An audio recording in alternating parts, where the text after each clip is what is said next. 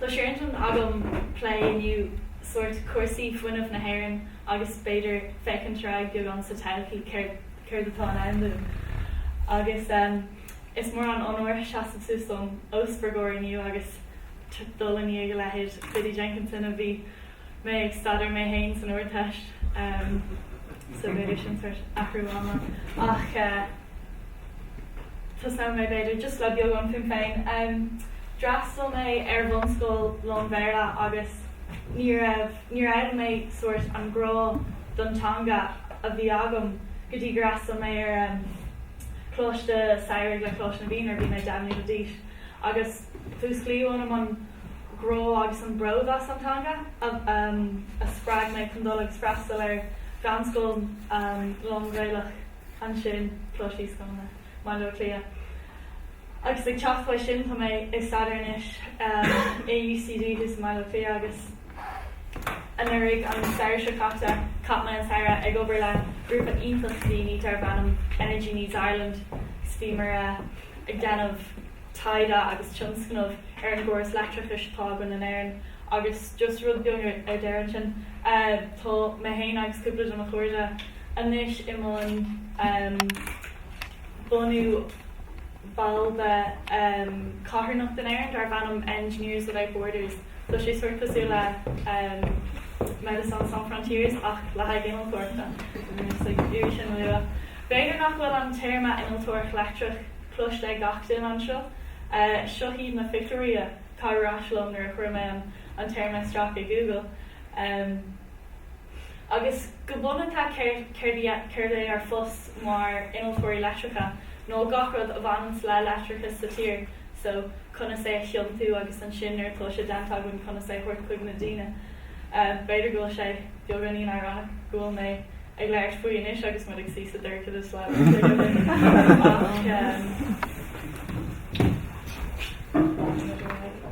bhí mé chuna lua an sin gur bé lú an electrification mar thumpra ar spéirla mar an écht innealtóireachta is mó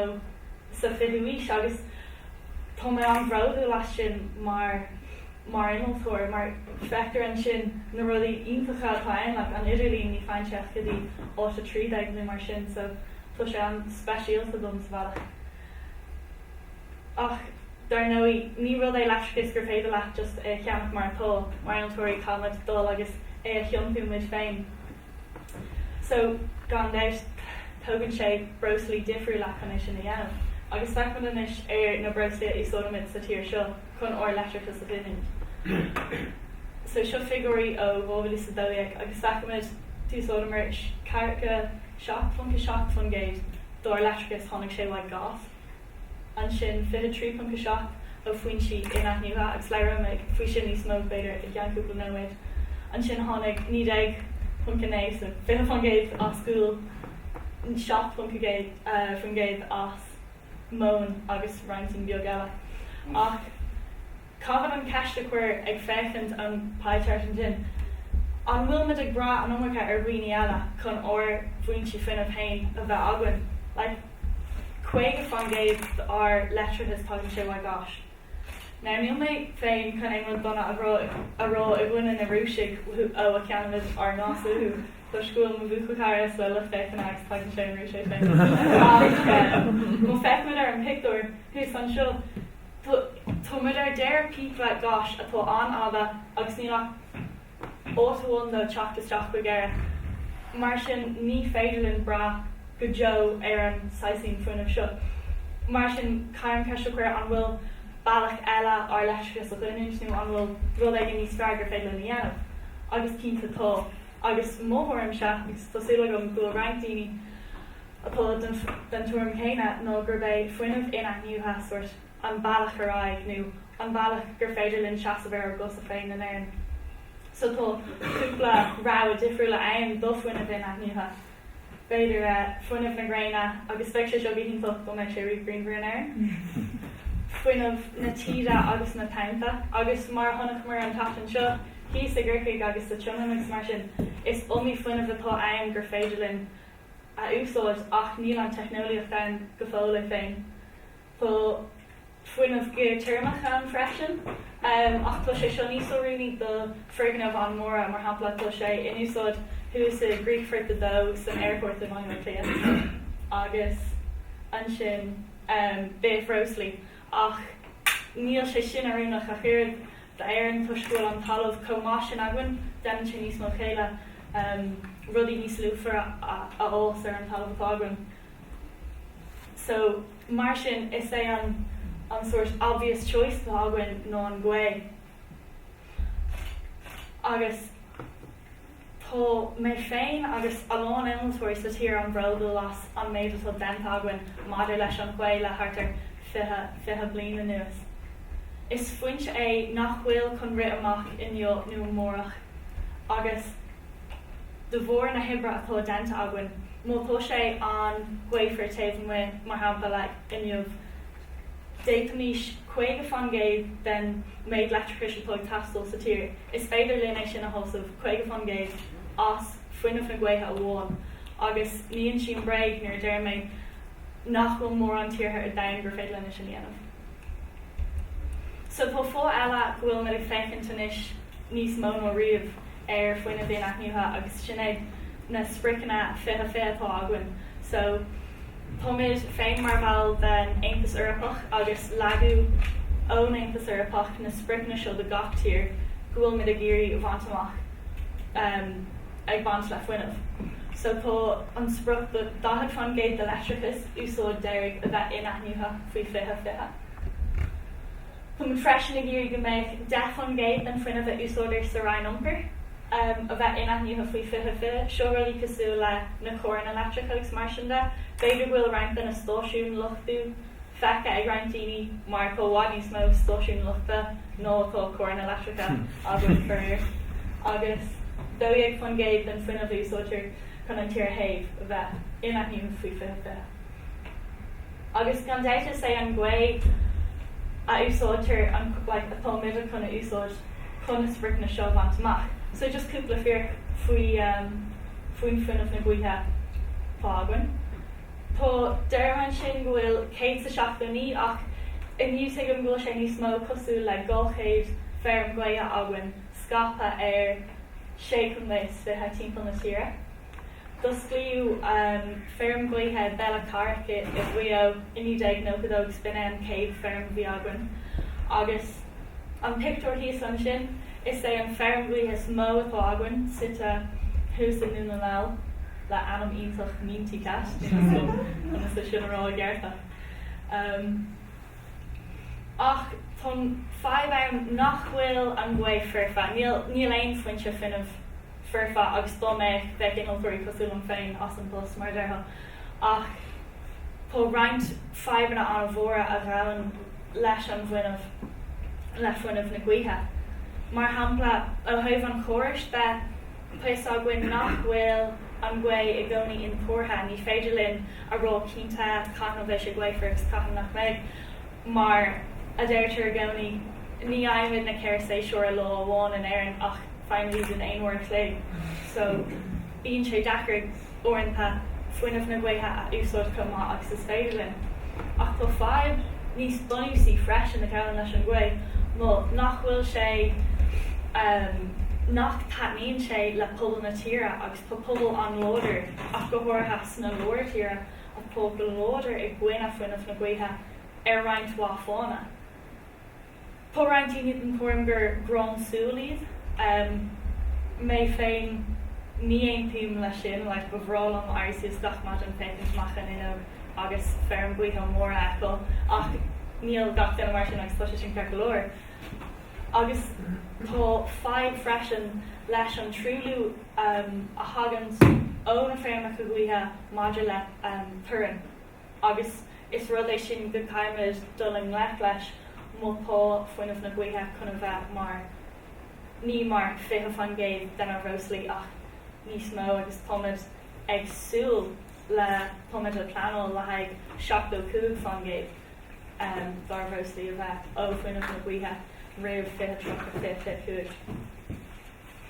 ach é sin ráta seo é tógla cóthóú gcuaithe dómhid is a héindeag an bhain ar fáil. Feicmid suas ar bór sin po an danmhaird. Agus mar raibhar beidir arás sa bhliain bheith an danmhaird bór na ranga cínta gan éon deis. Is iad an tír is fiar ar leinn le haid fuinmh gaotha. Níos mó turbíní acu nó é nát eile.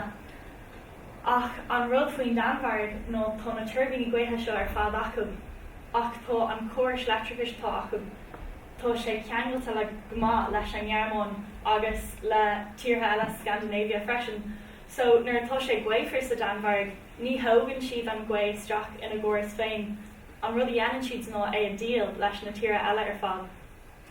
Agus déanann siad é seo tuis go bhfuil bhail nó riscáin chun fuinmh na gaotha a chuirtear de chóras féin, tuis nach féidir I gcónaí é a tuairisciú.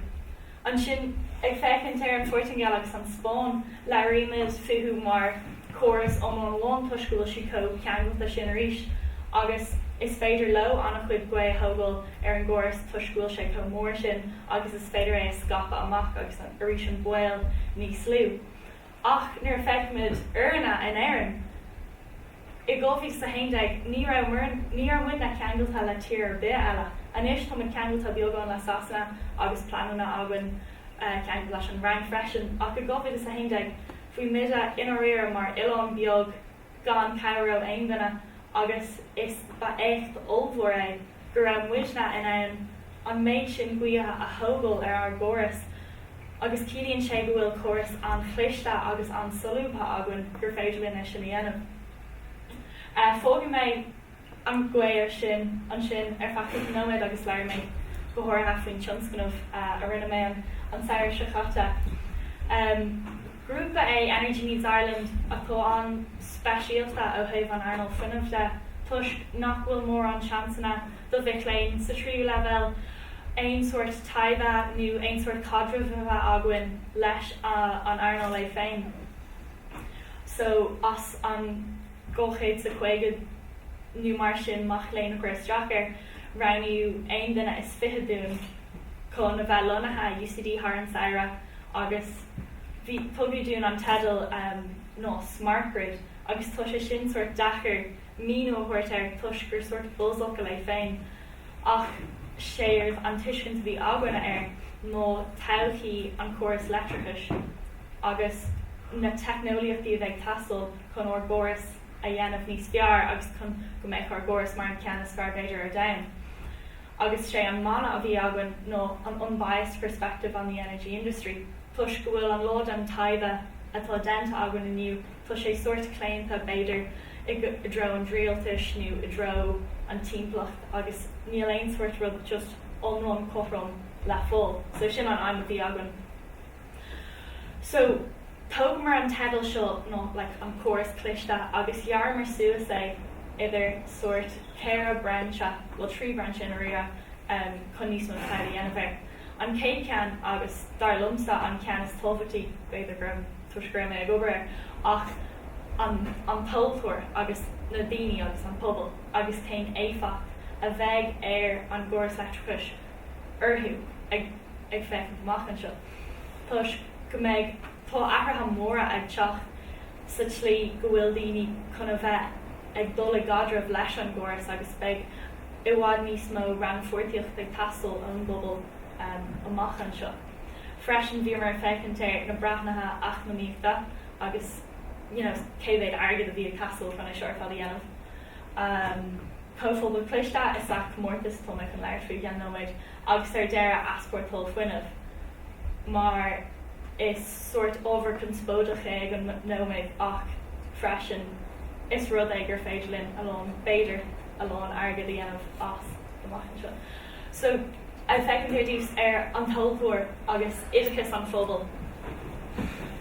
An gan éon deis is é an tionachar is mó a bheith ar an phobal Maidir le Leictreachais amach an seo is se na méidreacha Leictreachais atá chun achrú sa tír fád ag ife fithe. So ag an nóméid do bhéidir Leictreachais tá agus bhaile tógann sé léamh is dóm uair sa lá agus an sin seoltar na léimhanna sin arás chuig an níos bí cúpla uair sa bhliain. Ach de réir an ein soorpach agus cúpla bhí eile tuise seo chun achar go homlán faoi fiche agus beag na sort méidircha Coláiste seo ag gach aontach agus béis siad ag tógáil léimhna gach trocacún gach trocanóméid nu gach ó a clé. Agus seolfrééis seo arás agus cíonn sé sin go méid go bhhaid níos mó eolais faoi i ddíire céimhéad leictreachais tógach den ag úsáid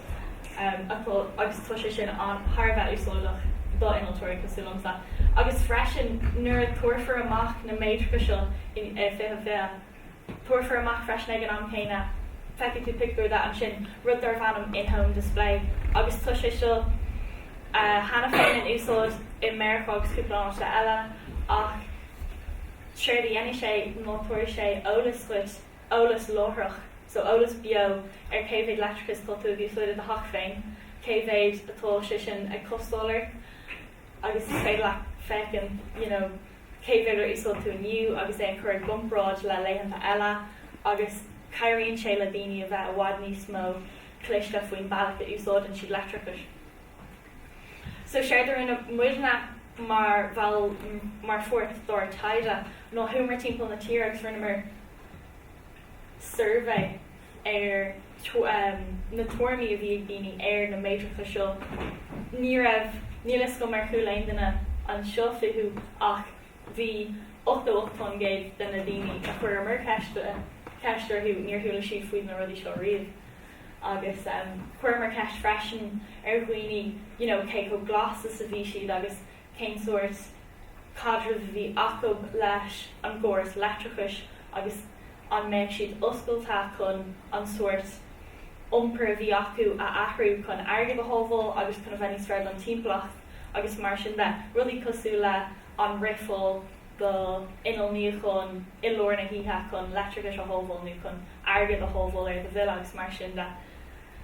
agus an sin aschuir a bhí agan bhaid sin nó gur formar amach madidir leis na in-home displays seo go úsáid an daoine iad ar fad éidir caiitíis na trícheachtainna agus an sin captar áit ag an iad agus ní feictar thu arís agus an freagar bhí agan ar sin